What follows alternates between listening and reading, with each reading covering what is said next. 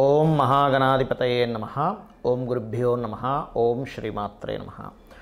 పరమేశ్వర స్వరూపమైనటువంటి జ్యోతిష, వాస్తు మరియు ఇతర అనేకమైనటువంటి శాస్త్రములను మనకు అందించినటువంటి మహర్షులకి నమస్కారం. హయగ్రీవ హయగ్రీవ హయగ్రీవేతి యోవధేత్ తస్య నిస్సరతే వాణి జహ్నుకన్యా ప్రవాహవత్. అరుణాం కరుణాతరంగితాక్షీం ధృతపాశాంకుశపుష్పబాణచాపాం అనిమాదిభిరావృతాం మయూకైః అహమిత్యేవ విభావయే భవానీం. శ్రీమాత్రే నమః. ప్రేక్షకులకి ఆ లలితాంబిక అమ్మవారి యొక్క అనుగ్రహం పరిపూర్ణంగా కలగాలని మనస్ఫూర్తిగా కోరుకుంటూ మనం ఈరోజు చెప్పుకోబోయేటువంటి టాపిక్ ఏమిటంటే, చాలామందికి కన్ఫ్యూజన్స్ ఉంటాయి. నేను ఏ దేవత ఆరాధన చేస్తే నా లైఫ్ బాగుంటుంది, ఏ దానము చేస్తే నాకు ఉండేటువంటి పూర్వజన్మ కర్మ తొలగుతుంది అనేటువంటి అన్వేషణలో ఒక దేవత దగ్గర ప్రారంభమవుతుంది వాళ్ళ యొక్క స్పిరిచువల్ జర్నీ. అలా ప్రారంభమై ఉదాహరణకి ఒక వెంకటేశ్వర స్వామిని చేస్తున్నారు అనుకోండి పూజ, ఇంకోరెవరో చెప్తారు నేను ఆంజనేయ స్వామి చేసిన చాలా వచ్చింది అంటే వెంకటేశ్వర స్వామితో పాటు ఆంజనేయ స్వామి, దాని తర్వాత ఇంకో దేవతా స్వరూపం అమ్మవారు, దాని తర్వాత ఇంకో స్వరూపం అలా పెరిగిపోతాయి.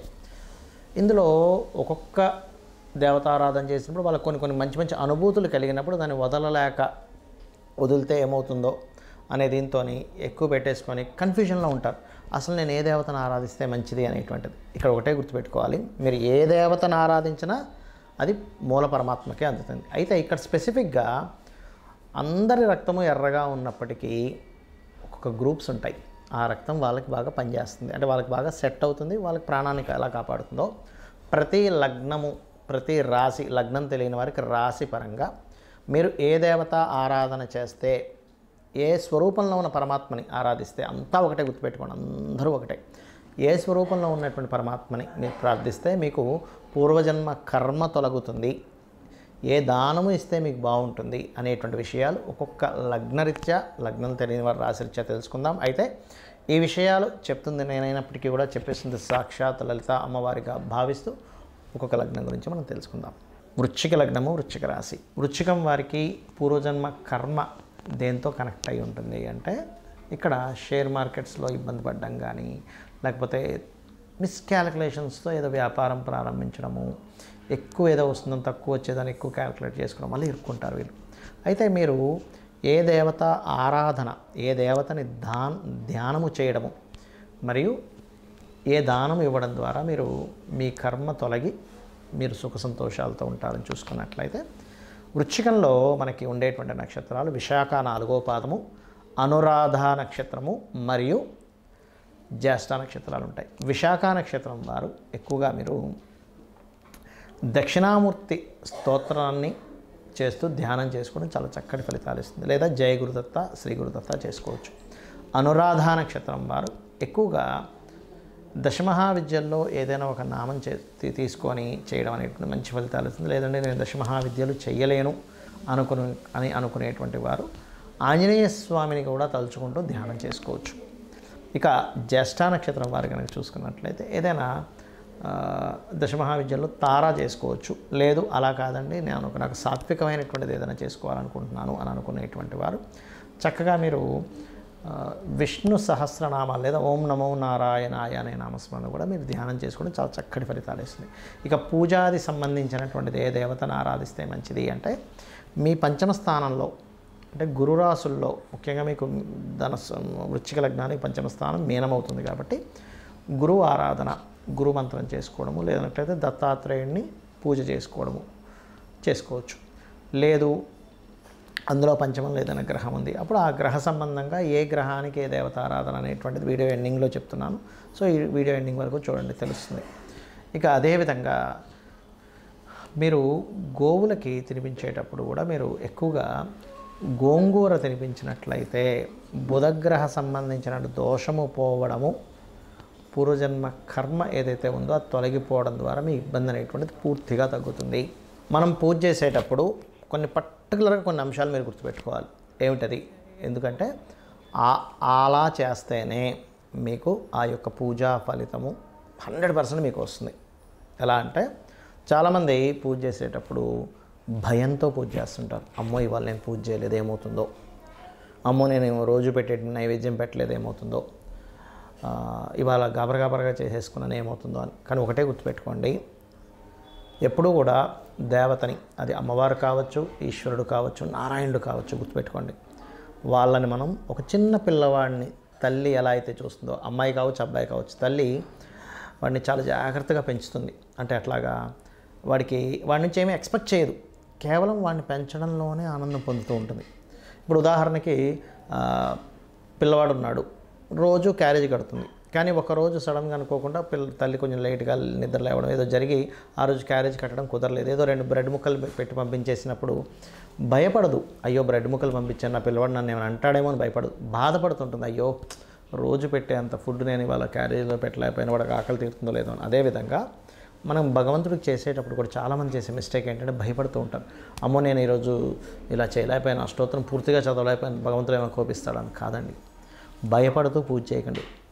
అయ్యో ఇలా చేయలేకపోయానే అనేటువంటి భావంతో చేయండి. ఎందుకంటే లలితా సహస్రనామాల్లో భవానీ భావనాగమ్య భవారణ్య కుటారిక అని నామం ఉంటుంది.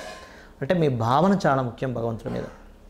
అలాగే మరొక విషయం ఏంటంటే ఇక్కడ మీకు పంచమాధిపతి ఎవరవుతారో ఆ దేవత ఆరాధన చేసుకోవాలని చెప్పాను నేను మీకు. అయితే ఇక్కడ పంచమ స్థానంలో కూడా గ్రహాలు ఉంటాయి సమ్ టైమ్స్.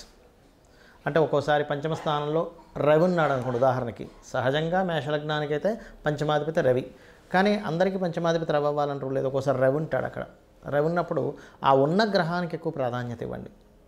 అంటే సూర్య ఆరాధన చేయడం, లేదు చంద్రుడు ఉన్నాడు అప్పుడు రాజరాజేశ్వరి అమ్మవారి ఆరాధన చేయడం, లేదండి కుజుడు ఉన్నాడు అప్పుడు స్కందుని ఆరాధన కానీ, నరసింహస్వామి ఆరాధన కానీ, ఆంజనేయ స్వామి ఆరాధన కానీ చేయండి. లేదండి బుధగ్రహం ఉందండి మాకు అక్కడ, అయితే ఇక్కడ ఉన్న గ్రహం ఎలా ఉంది, బాగా పాపకత్తిరిలో ఉండి లేకపోతే ఎక్కువ పాపగ్రహాలతో ఇంకొంచెం తీవ్రంగా చేయాలని అర్థం. సౌమ్య గ్రహాలతో ఉంటే సౌమ్యంగా సరిపోతుంది. తీవ్రంగా చేయడం అంటే ఏమిటి అంటే ఇంకాస్త కఠినంగా, అంటే ఇంకొంచెం హోమాలు చేయడం కానీ తర్పణాలు చేయడం కానీ కాస్త ఎక్కువగా చేయాలి. బుధగ్రహం ఉంది నారాయణుని, విష్ణువుని. గురుగ్రహం ఉన్నది అక్కడ పంచమంలో, అప్పుడేంటి మీరు ఆ యొక్క దత్తాత్రేయుని ఆరాధించడము, దక్షిణామూర్తి ఆరాధన చేయాలి.